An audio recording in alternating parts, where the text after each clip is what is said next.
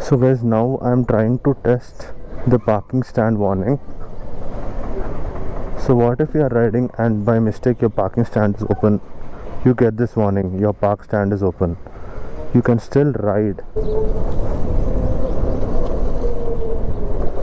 And once you brake your bike, it will automatically go into parking just because your stand was open. So this is one new warning that we all should know about it. To go back to your riding position, just brake, one tap and it's on. If you want, I'll try this one more time. I'm riding it. I'll open the stand. Your park stand is open. You can ride. You can switch modes. You can do anything in this mode, but the only thing, once you stop, the bike will go back to park. Got it right. Stay tuned guys, there are a lot of interesting videos coming up. Until next time.